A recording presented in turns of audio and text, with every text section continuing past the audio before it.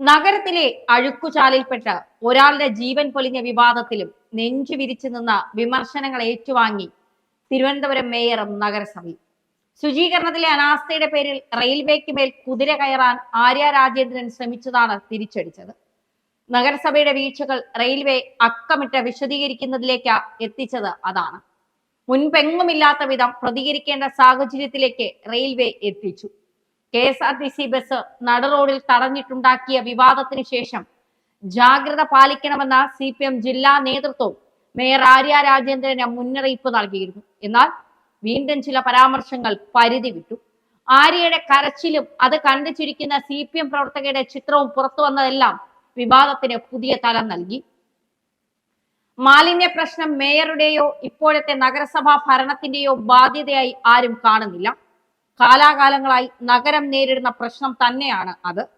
എന്നാൽ രക്ഷാപ്രവർത്തന സമയത്തെങ്കിലും വിവാദങ്ങൾ ഒഴിവാക്കാനുള്ള പക്വത ആര്യ രാജേന്ദ്രൻ കാണിക്കണമായിരുന്നു.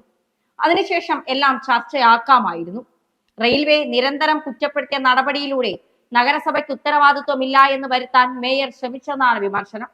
റെയിൽവേയിലെ മാലിന്യം റെയിൽവേയുടേത് മാത്രമാണെന്ന പ്രതികരണം എല്ലാ അർത്ഥത്തിനും പക്വതയില്ലാത്തതായി.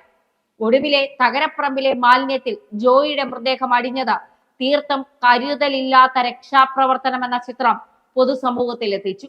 ഇതുകൊണ്ടെല്ലാമാണ് തദ്ദേശ വകുപ്പിന്റെ ചുമതലക്കാരനായ മന്ത്രി MP രാജേഷിന് ചാനൽ ചർച്ചകളിൽ നേരിട്ടെത്തി വിശദീകരിക്കേണ്ടി വന്നത്. എന്നാൽ മേയർക്കെതിരെ എന്തു പറഞ്ഞിട്ടും ഫലമില്ല എന്ന വികാരവും പൊതുവിലുണ്ട്. മന്ത്രി മുഹമ്മദ് റിയാസിന്റെ അതിവിശ്വസ്തനാണ് ഭർത്താവ് സച്ചിൻ ദേവ് MLA. അതുകൊണ്ട് തന്നെ നിലവിലെ സാഹചര്യത്തിൽ ജില്ലാ കമ്മിറ്റികളിലെ വിമർശനം അവിടെ ഒതുങ്ങും. സാധാരണ പ്രവർത്തകരുടെ കാര്യത്തിൽ എന്ന പോലെ അത് തിരുത്തലിന്റെ രൂപത്തിലേക്ക് എത്തില്ല.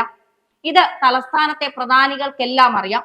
ലോക്സഭാ തിരഞ്ഞെടുപ്പ് തോൽവിക്ക് ശേഷം നടത്തിയ വിലയിരുത്തലിന് ഒടുവിലാണ് അനാവശ്യ വിവാദങ്ങളിൽ ചെന്ന് ചാടരുത് എന്ന് മേയർക്ക് CPM ജില്ലാ കമ്മിറ്റി അന്ത്യശാസനം നൽകിയത്. എന്നിട്ട് പോലും മതിയായ കരുതൽ മേയറുടെ ഭാഗത്തു നിന്ന് ഉണ്ടായില്ല. ആമയിഴഞ്ചാൻ തോട്ടിൽ ശുചീകരണത്തിനിടെ തൊഴിലാളിയെ കാണാതായ സംഭവത്തെ തുടർന്ന് പരസ്പരം പഴിചാരി റെയിൽവേയും കോർപ്പറേഷനും എത്തുന്ന സാഹചര്യം ഉണ്ടാകാൻ പാടില്ല എന്ന നിലപാടിലാണ് CPMലെ മുതിർന്ന നേതാക്കൾക്ക് പോലും ഉണ്ടായിരുന്നത്. മാലിന്യം നീക്കേണ്ട ഉത്തരവാദിത്വം കോർപ്പറേഷൻ്റെതാണെന്ന ദക്ഷിണ റെയിൽവേ ADRMന്റെ പ്രസ്താവനയ്ക്ക് മറുപടിയുമായി മേയർ ആര്യ രാജേന്ദ്രൻ രംഗത്തെത്തിയിരുന്നു.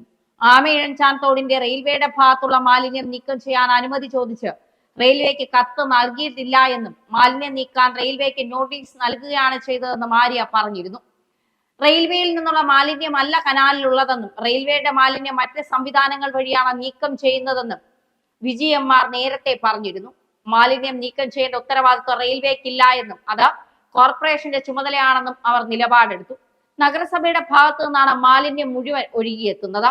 എന്നിട്ടും കഴിഞ്ഞ വർഷം റെയിൽവേ മുൻകൈയെടുത്ത് മാലിന്യങ്ങൾ നീക്കം ചെയ്തിട്ടുണ്ട്. മാലിന്യ നീക്കത്തിന് അനുവാദം ചോദിച്ച് കൊടുത്തില്ല എന്ന് സംസ്ഥാന സർക്കാരിന്റെ ഭാഗത്തു നിന്ന് പറയുന്നത് തെറ്റാണ്.